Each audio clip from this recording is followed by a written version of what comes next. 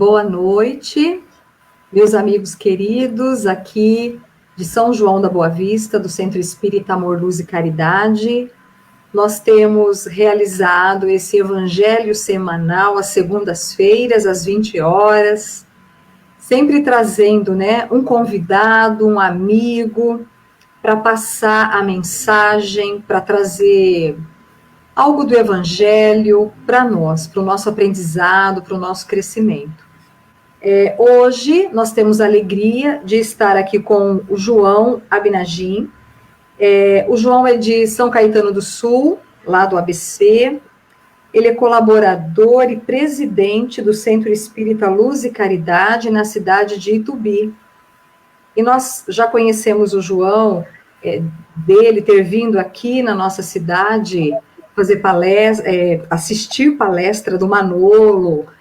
Nos encontramos em outros lugares também assistindo, participando de palestras. Então a gente fica muito feliz dele ter aceito o nosso convite. Nós vamos fazer uma prece antes de passar a palavra para ele, pedindo que o Senhor abençoe os nossos lares, a nossa família, que o João seja inspirado pelos seus mentores e que o tema que ele vai trazer nesta noite nos toque profundamente os sentimentos, os nossos corações, já que falar da Boa Nova, dos grandes evangelistas, trazendo a época do Cristo para os nossos dias, é de tamanha importância para termos reviver, a existência, a história do nosso Senhor. Obrigada, amigos queridos, que o Senhor abençoe todos nós, hoje e sempre, que assim seja.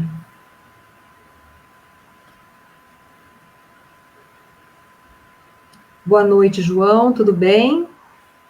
Tudo bem, graças a Deus, tudo certo. Então, tá bom. Eu vou colocar, então, o teu slide, você já pode fazer a palestra. O João falou, pessoal, que se tiver perguntas, podem ser colocadas. No final, a gente vai estar fazendo um bate-papo. Tá bom? Então, vamos ouvir aqui a mensagem da noite. Fique à vontade, João. Obrigado, Elaine. Bom, o tema de hoje, é um tema bastante interessante, o título, na verdade, os grandes arrependidos da Boa Nova. É um tema que eu tive refletindo sobre esse tema há algum tempo, quando eu vi uma frase de um palestrante dizendo o seguinte, que era interessante como todos os defensores, os divulgadores, aquelas pessoas que mais batalharam para divulgar o Evangelho, a Boa Nova de Jesus, tinham uma coisa em comum: grandes arrependimentos por grandes erros, por grandes equívocos cometidos durante a sua vida, E isso é uma coisa bastante interessante, que, na verdade, de certa forma, nos deixa mais próximos, Porque quem de nós não tem o seu erro, Todos somos imperfeitos. Então, é interessante a gente analisar o trabalho desses grandes divulgadores do cristianismo, da Boa Nova de Jesus, através desse prisma, O que foi essa alavanca que fez com que eles se transformassem e se tornassem grandes exemplificadores da Boa Nova de Jesus, Eles não só falavam, mas viviam os ensinos de Jesus. Então, eu vou começar aqui falando primeiro de Maria Madalena, Maria de Magdala, que esse trecho todo que nós referimos a Maria Madalena é do livro de Humberto de Campos, A Boa Nova, Sabemos que Humberto de Campos, encarnado, foi um jornalista, escrevia artigos em jornais, e quando ele desencarnou, ele continuou fazendo uma espécie de, sendo um repórter da espiritualidade. Interessante que ele entrevista, em sua jornada como espírito, desencarnado, vários personagens, né, da nossa história, inclusive, eu vou falar aqui, ele entrevistou Pedro, né, e também entrevistou Judas Iscariotes, que eu vou comentar aqui também, né. Mas então, nesse livro de Humberto de Campos, tem um trecho de uma conversa entre Maria Madalena e Jesus, né? Todos sabem que Maria Madalena tinha uma vida bastante conturbada, né? Ela era prostituta e tinha sentia vários, tinha pesadelos constantes, vivia tendo uma espécie de uma obsessão, né, que ela sofria com vários espíritos atormentando, que ela mal conseguia dormir. Até o momento que ela ouviu falar de Jesus, aquilo despertou um grande interesse nela, aí ela procurou aquela pessoa que era tão bem falada, né? E ela foi, com tudo que ela pôde, procurar Jesus, e nesse momento ela tem um diálogo muito interessante que a gente vai repassar aqui nesse slide. Ela diz: sou filha do pecado, todos me condenam. Entretanto, mestre, observai como tenho sede do verdadeiro amor. Minha existência em todos os prazeres tem sido estéril e amargurada. Ouvi o vosso amoroso convite ao Evangelho.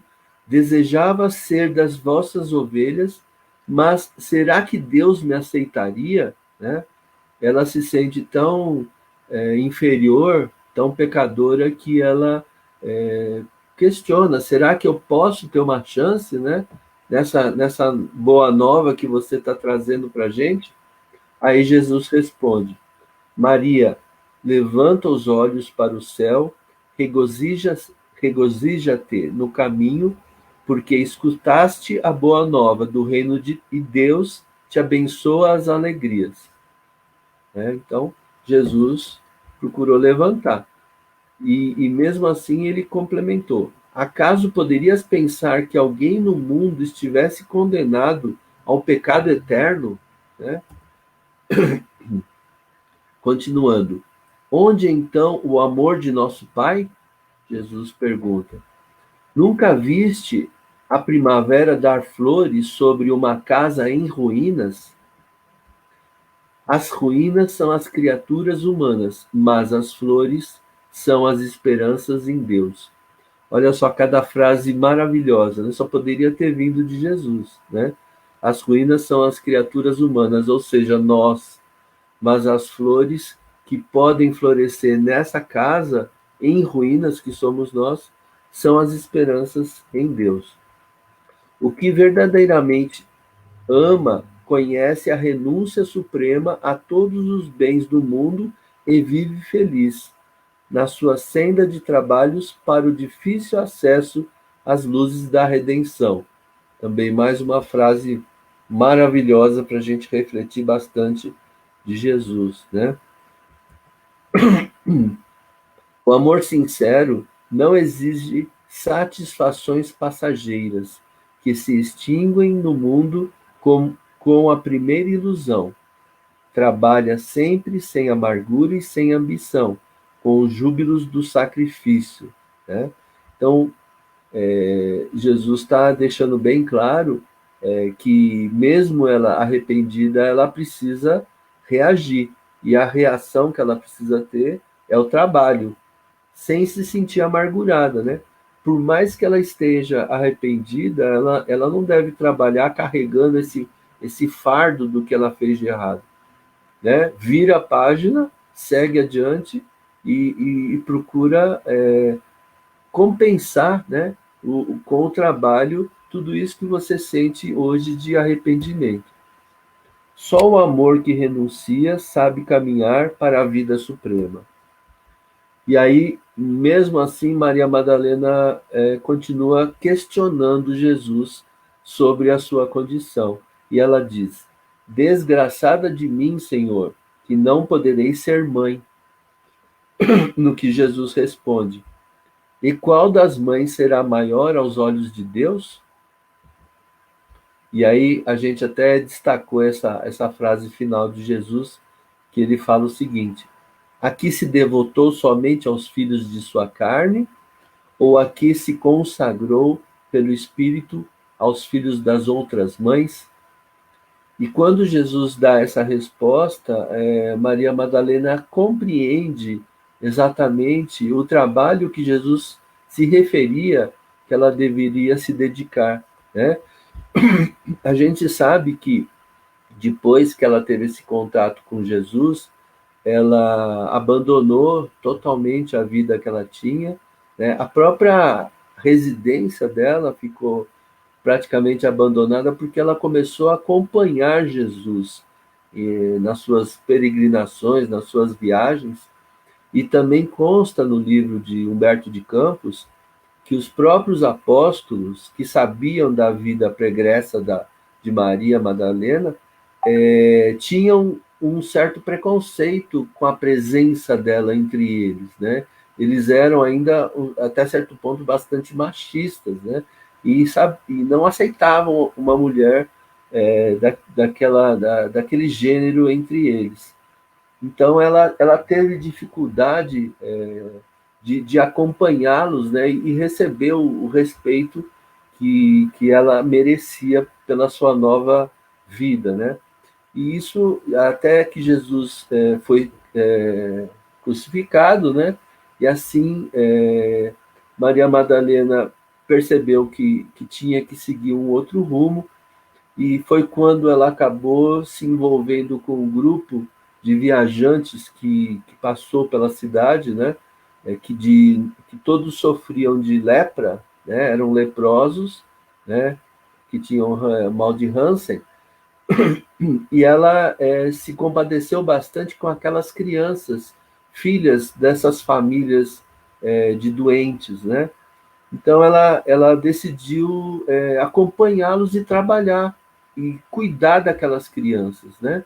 E ela acabou seguindo a recomendação de Jesus, que Jesus falou, né? Você não tem que cuidar só dos seus filhos, porque ela falou que era muito desgraçada, que não poderia ter filhos. E Jesus deu a dica, falou: olha, bendita aquela que cuida não só dos seus filhos da carne, mas dos filhos de outras mães. E foi o que ela fez. E ela trabalhou por muitos anos numa colônia bastante segregada do resto da sociedade, de pessoas leprosas, até que ela acabou sendo contaminada pela doença. Ela pegou a doença, né, e começou também a enfraquecer, a sentir os efeitos da doença. E quando ela já estava bastante fraca e doente, ela resolveu visitar Maria, mãe de Jesus, né, que durante um tempo eles conviveram juntas, né? Então ela procurou visitar Maria na onde ela vivia, e então ela acabou desencarnando junto de Maria, né? Eu estou entre o que a gente vai apresentando, mostrando alguns quadros, algumas pinturas feitas, né? Por exemplo, essa que mostra Jesus e Maria Madalena. E essa também mostra a morte de Maria Madalena, né? Doente, né? Obviamente que a pintura ela procura não mostrar as chagas que certamente ela tinha no seu corpo no momento do seu desencarne, né? Aí, continuando a nossa sequência, né, de grandes arrependidos do Evangelho, nós vamos citar o famoso Paulo de Tarso, né, o Saulo no início, aquele homem cheio de orgulho, né, que seguia, era um grande doutor da lei, conhecedor da lei mosaica e defensor também, com unhas e dentes, a tal ponto que a princípio, quando eu ouvi falar de Jesus, dos seus ensinamentos,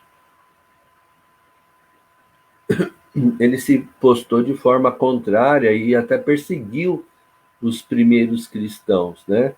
E a gente sabe que nessa posição antagônica e perseguidor, e o poder que ele tinha também, de ser um doutor da lei, ele acabou sendo responsável pela lapidação de Estevão, né?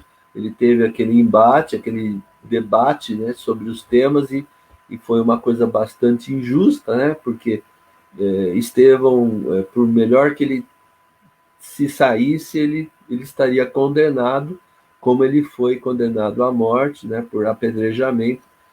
E Paulo foi o grande responsável por essa condenação, né? Sendo que assim que Paulo se converteu, ele percebeu a grande mancada na vida dele, que foi ter sido responsável pelo desenlace, né, pela morte de Estevão. E aí, essa frase que a gente mostra no slide, ela está logo no livro Paulo e Estevão, na introdução, e está escrito: sem Estevão não teríamos Paulo de Tarso. Olha só como é forte a ligação dos dois, né? E principalmente o arrependimento que teve no coração de Paulo durante todo o momento, desde a sua conversão ao cristianismo, né? Na estrada de Damasco, até o final da sua vida. No entanto, isso fez com que eles praticamente trabalhassem juntos, né, durante a divulgação do cristianismo, né?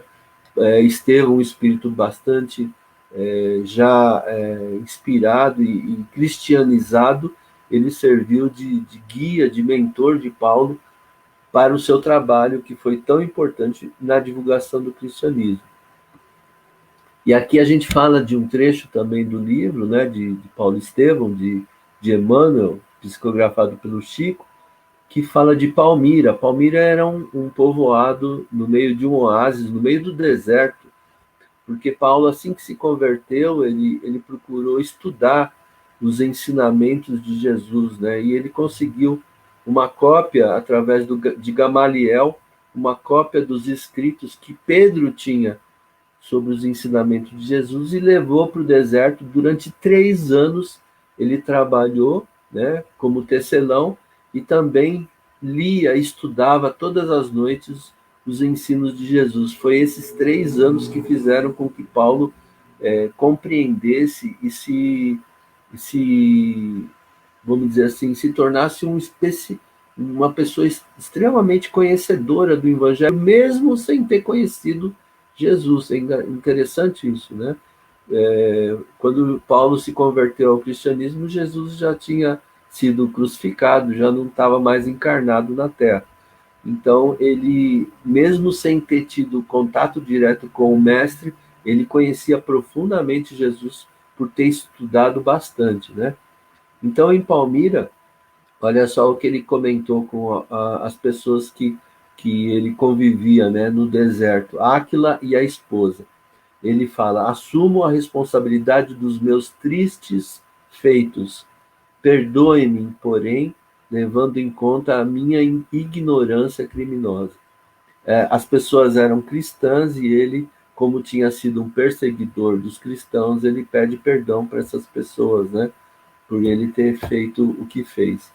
Desde que se consagrara ao Mestre de alma e coração, os remorsos, as dores, as dificuldades, como se afastaram do seu espírito. Então, aí que está a diferença, né? Se ele ficasse extremamente arrependido e se autodestruísse por essa culpa, ele não teria essa reação positiva. Se consagrando ao trabalho do Mestre, de alma e coração, tudo isso se afastou, foi aliviado do seu espírito, né? O juiz transformado em réu, que era o próprio Paulo, né, mergulhava o coração em singulares ansiedades. Como o receberiam na igreja do caminho? Isso é quando Paulo, já convertido, já consciente, decidiu voltar lá à casa de Pedro, à casa do caminho, sabendo que ele tinha sido um perseguidor, uma pessoa detestada pelos cristãos, né, que na verdade, ele que detestava os cristãos mais o temiam pelo seu poder de vingança, né? Então, ele não poderia aproximar-se dele sem experimentar profundo remorso. Olha só o arrependimento batendo no coração de Paulo. Todos haviam sofrido vexames e humilhações por sua causa. Então, todo momento isso passava na mente dele, esse arrependimento pelo que ele fez. Quando ele chegou, a gente sabe que Estevão também foi recebido por Pedro, né? E ficou lá hospedado na casa de Pedro. E então, quando Paulo, sabendo disso, ele pediu para ocupar o mesmo leito, a mesma cama em que Estevão dormiu, onde ele foi recebido. Então, dada a ligação que ele sentia e o que ele sentia que ele tinha que resgatar junto a Estevão pelo que ele fez, né? Então ele pediu o mesmo leito e próprio Pedro achou estranho ele se referir a Estevão porque eles estavam evitando a falar para o Paulo o nome de Estevão, sabendo que era para ele uma razão de grande sofrimento, né? Pelo mal que ele tinha feito. Os apóstolos haviam combinado não relembrar o passado, mas o próprio Paulo relembrou e pediu esse favor de usar o leito de Estevão. Instintivamente aproximou-se do local onde Estevão sucumbira, onde ele foi apedrejado. Lembrou a cena dolorosa, detalhe por detalhe, penosa angústia assomava-lhe o coração. Orou com fervor ao Cristo.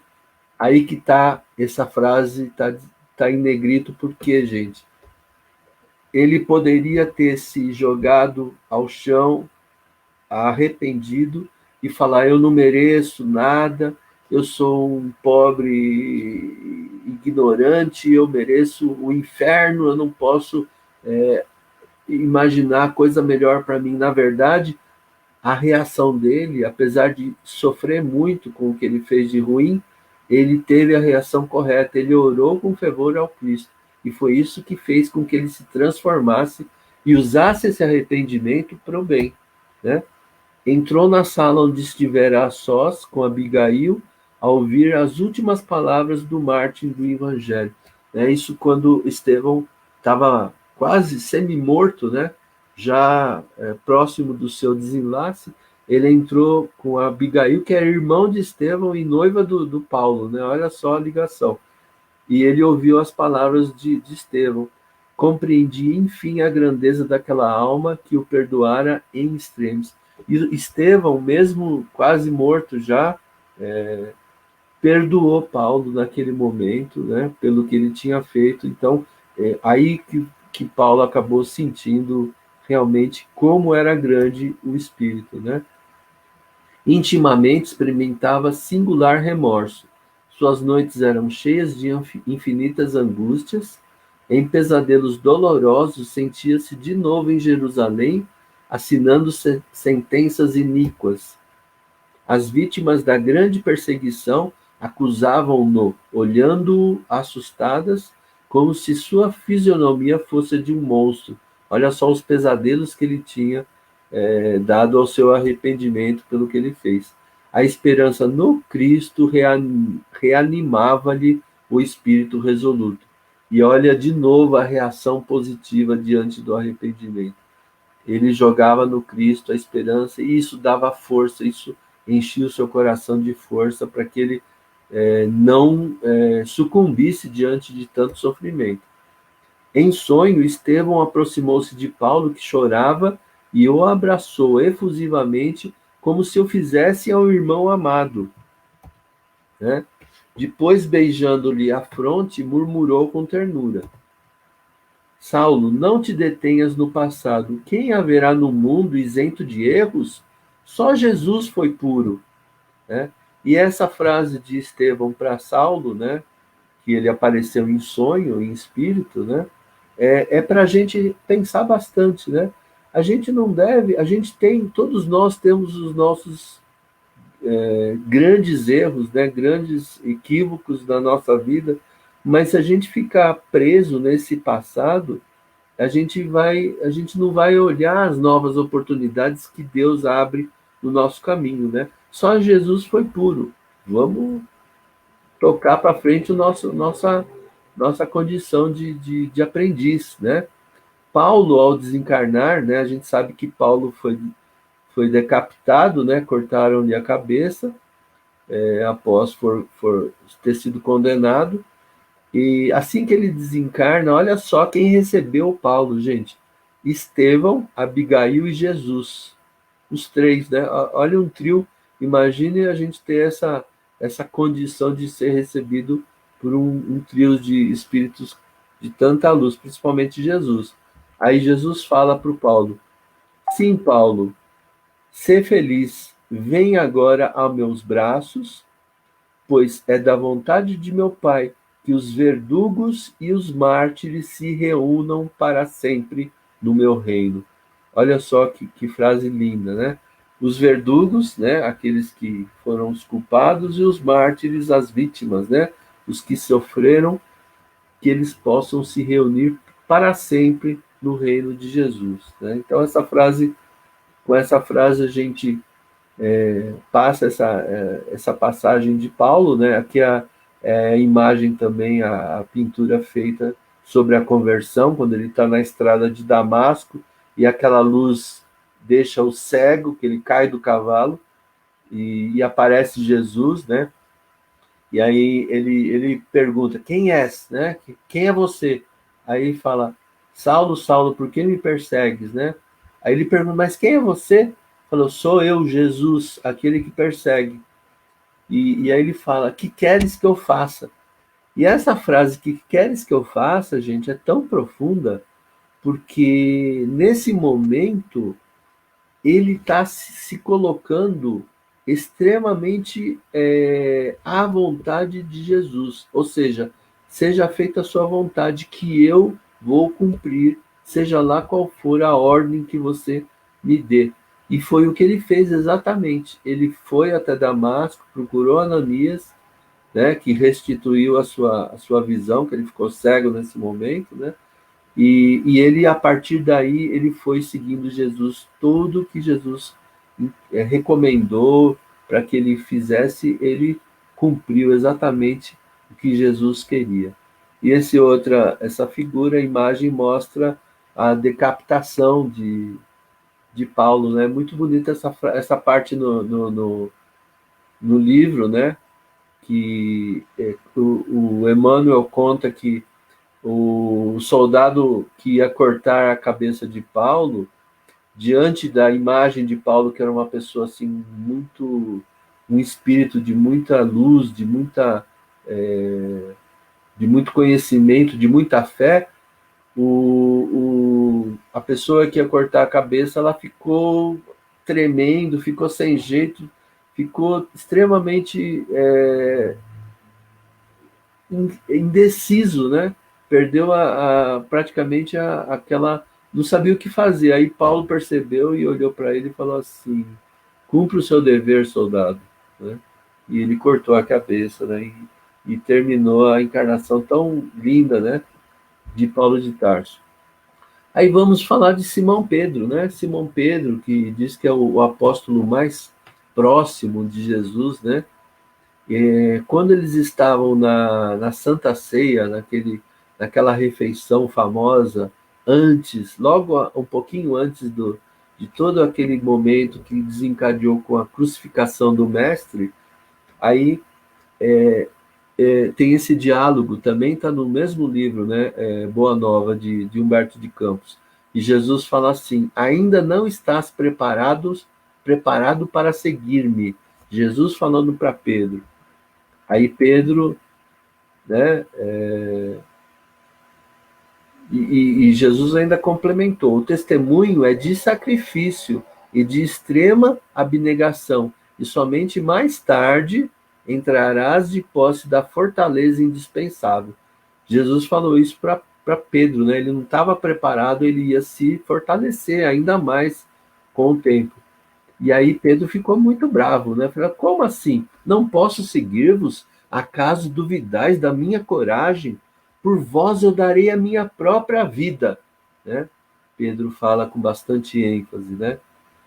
Aí Jesus fala: te afirmo que esta noite o galo não cantará sem que me tenhas negado por 3 vezes.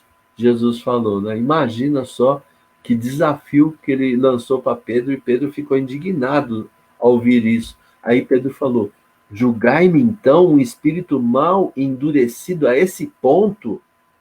Agora, a grandeza da resposta de Jesus é para pôr num quadro, né? Não, Pedro, não te suponho ingrato ou indiferente aos meus ensinos, mas vai aprender que o homem no mundo é mais frágil do que perverso. Olha, gente, essa frase está em destaque. O homem no mundo é mais frágil do que perverso. Nós cometemos mais erros, mais enganos, por sermos frágeis, por sermos fracos, né? A nossa fé ainda é muito, vamos dizer assim, rasa, né? Não é tão profunda como deveria ser. E é por isso que nós cometemos a maior parte dos nossos erros. Não é a perversidade, mas é a fraqueza, né? Muito linda essa frase de Jesus para Pedro. E aqui, essa outra pintura mostra Pedro sendo interpelado pelos soldados. Assim que Jesus foi preso, né, e levado a ser julgado, as pessoas falavam: esse homem aqui, ele vivia do lado de Jesus. Aí pergunta: é verdade? O senhor conhecia Jesus? Aí ele falou: não, nunca vi esse homem na minha vida. Ou seja, ele acabou cometendo exatamente o que Jesus previu. Ele negou Jesus, né, por algumas vezes. E isso levou a Pedro, durante toda a sua vida, ele lembra, né? A gente vê também no Boa Nova, ele sofre muito por ter negado Jesus, né? Sendo que ele achava que era tão forte, e ele acabou negando.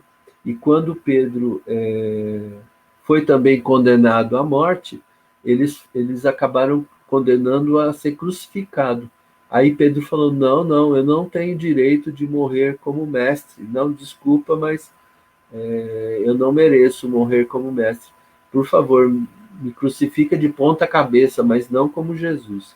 E ele foi crucificado mesmo de ponta cabeça, né? Que é uma coisa extremamente dolorosa, que a gente já leu a respeito também. Agora vamos falar sobre carregar culpas, né? Quando a gente tem um arrependimento, a nossa reação, a gente deve sempre levar para o bem, né? A reação do trabalho, como Jesus propôs a Maria Madalena, como ele propôs para Pedro, né? Para Paulo, porque o sentimento de culpa e arrependimento excessivo, ele reduz a nossa defesa. Quando a gente se sente muito culpado, a gente passa: eu não sou digno, eu não sou digno disso, eu não sou digno de ser curado, eu não sou digno de receber essa atenção, essa condição, eu não mereço. Então, isso acaba nos jogando muito para baixo, né? Inclusive, a gente sabe que os próprios espíritos obsessores, né?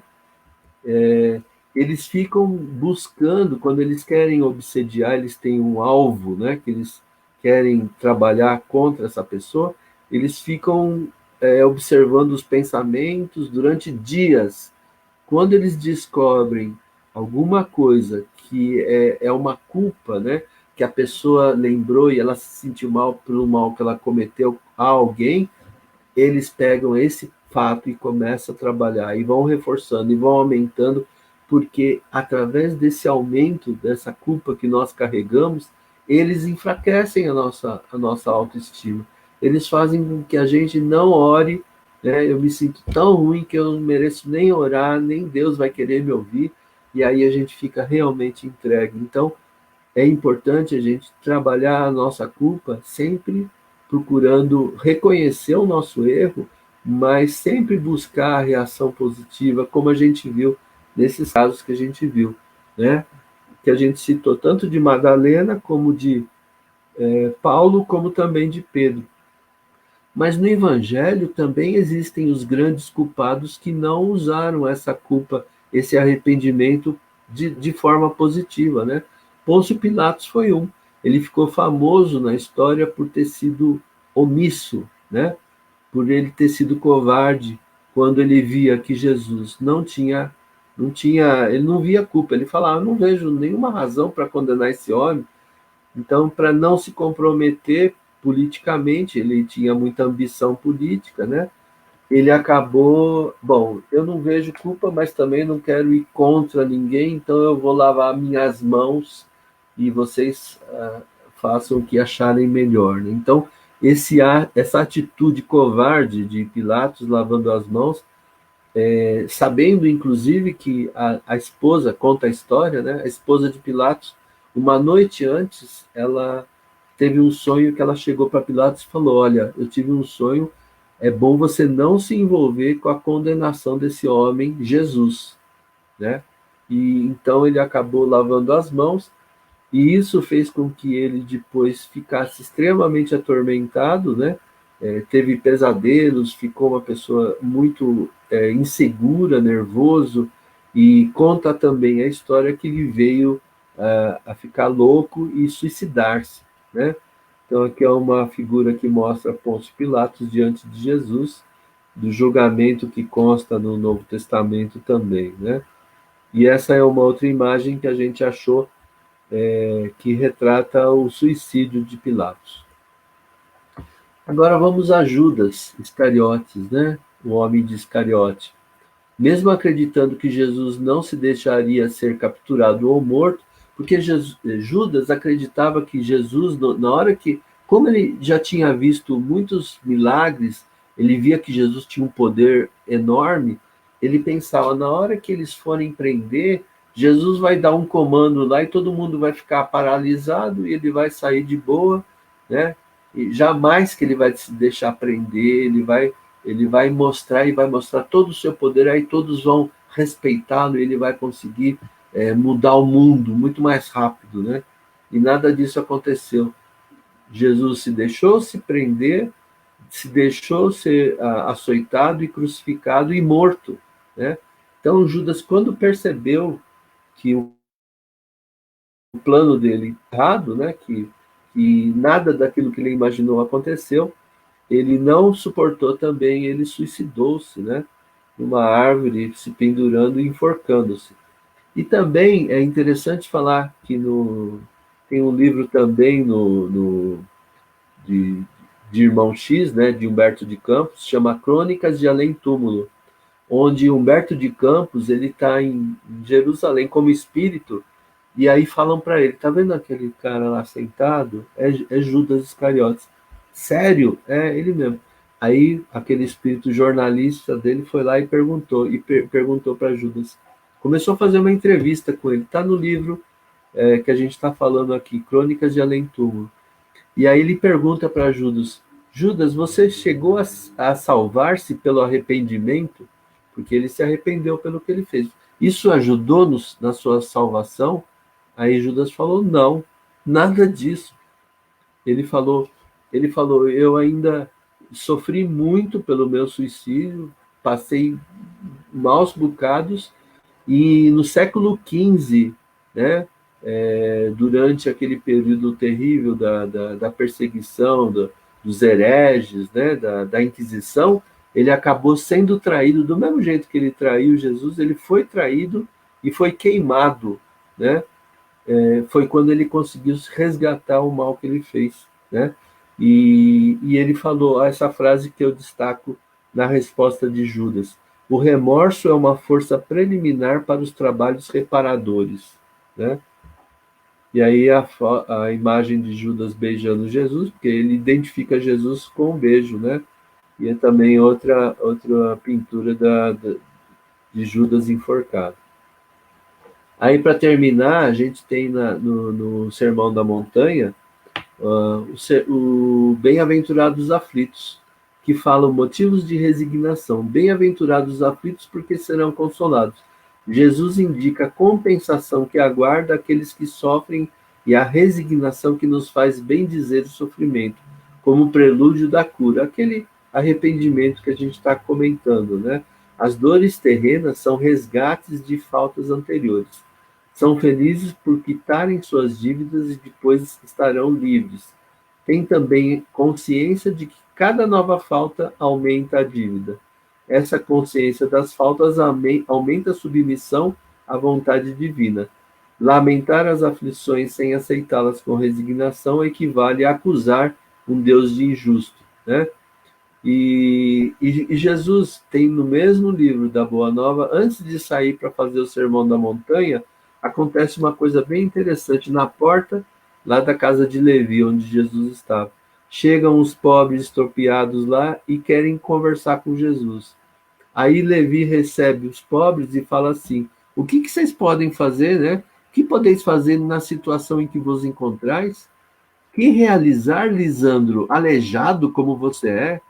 E tu, Áquila, abandonado pela própria família sob sérias acusações? E tu, Pafos, edificaria alguma coisa com tuas atuais aflições? Aí um olhou para o outro, triste, humilhado, né? E aí, quando Levi foi contar para Jesus o que aconteceu, ele já tomou o seu sabãozinho, né? Jesus deu a lição para o Levi e falou o seguinte: no entanto, Levi, precisamos amar e aceitar a preciosa colaboração dos vencidos no mundo. Se o Evangelho é a boa nova, como não há de ser a mensagem divina para os tristes e deserdados da família humana? Os vencedores na Terra não necessitam de boas notícias, né? Quem está feliz, quem está de boa, está com dinheiro, está confortável, eles não precisam de boas notícias. Por que eles vão se interessar pela boa nova? Nas derrotas da sorte, as criaturas ouvem mais alto a voz de Deus, né? Os que sofrem, os aflitos, na verdade. Já observaste algum vencedor do mundo com a mais alta preocupação do que a de defender o fruto da vitória material? A pessoa que venceu, que tem suas condições, ele fica defendendo os seus bens materiais, né? Tenho intenso desejo, aí o Levi responde, tenho intenso desejo de apressar a supremacia do Evangelho entre os que governam o mundo. E Jesus responde, quem governa o mundo é Deus. E o amor não age com inquietação. É imprescindível atentemos na alma branda e humilde dos vencidos. Para os seus corações, Deus carrega bênçãos de infinita bondade. Esses quebraram os elos mais fortes que os acorrentavam às ilusões e marcham para o infinito amor da sabedoria. No leito de dor, a exclusão de todas as facilidades da vida, a compreensão dos mais amados, as chagas e as cicatrizes dos espíritos são luzes que Deus acende na noite sombria das criaturas.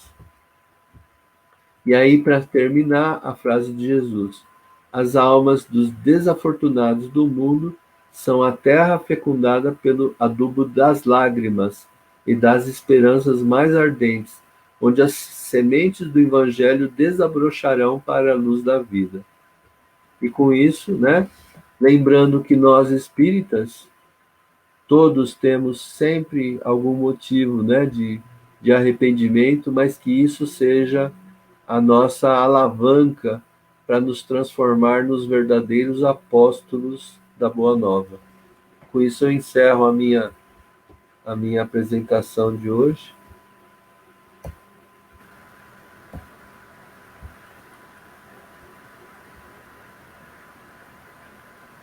Tá me vendo, João? Estou te vendo. Ah, então tá bom. João, obrigada pela mensagem, pela lição, né? Você trouxe uma lembrança aí dos arrependidos, e eu fiquei pensando nos nossos arrependimentos. Quantas vezes, né, nós não temos que nos arrepender de algo para conseguir ou para se aproximar de Jesus? Eu acho que a maioria, sim, né?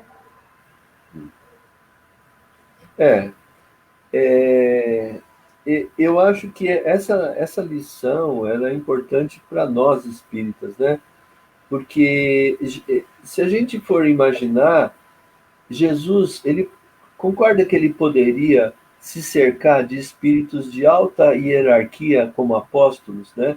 Ele poderia colocar um Sócrates do lado, ele poderia pôr espíritos assim de muita luz, né? Como o próprio Estevão, né? Que é um espírito já bem mais evoluído que os próprios apóstolos. No entanto, ele quis pegar gente humilde, gente simples, cheia de erro, E eu acho que isso está a grande pedagogia de Jesus, porque ele quis mostrar que nós podemos ser esses apóstolos, com todos os nossos erros, sim, com todos os nossos arrependimentos. O trabalho é para a gente, não é para ninguém superior, né? Com certeza, né? E a gente vendo que eles, sendo os apóstolos, tiveram suas falhas, tiveram seus momentos de tristeza.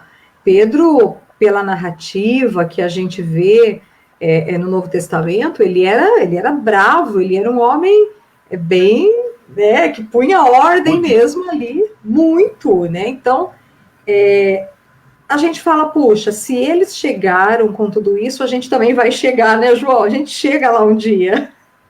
Sim, com certeza, com certeza, Com né? certeza. Ai, que gostoso. Nossa, eu adoro esse livro Boa Nova, é muito lindo. O Crônicas também eu tenho, já li. Nossa, tem histórias lindas. Os 2 livros eu anotei aqui para o pessoal para ficar gravado, para as pessoas depois, se quiserem, pegar em biblioteca do centro ou adquirir. É muito bom. João, te agradeço muito a participação, o tempo aí, eu sei que você está em viagem, mas tirou esse tempinho aí para fazer essa live com a gente, e eu gostaria de pedir para você fazer a prece para nós. Sim, com certeza, sem problema. Então, que seja o nosso primeiro pensamento de agradecimento a Deus, agradecimento a Jesus, por permitir que estejamos aqui reunidos em seu nome, em nome do seu Evangelho, dos seus ensinamentos, e que esse momento tão importante, Mestre, possa calar em nossos corações, fortalecendo a nossa fé, aumentando nossa disposição para o trabalho na sua seara, que possamos cada um de nós cumprir e atender aos chamados que Jesus sempre nos envia por meio dos amigos do centro espírita, por meio dos vizinhos, a todo momento em que somos chamados a testemunhar o teu ensinamento. E agradecidos, encerramos com a prece que nos ensinou. Pai nosso que estais no céu, santificado seja o vosso nome, venha a nós o vosso reino, seja feita a vossa vontade, assim na terra como no céu. O pão nosso de cada dia dai-nos hoje. Perdoa nossas dívidas, assim como nós perdoamos nossos devedores. Não nos deixeis cairmos em tentações, mas livrai-nos de todo o mal, porque teu é o reino, o poder e a glória para sempre. Que assim seja.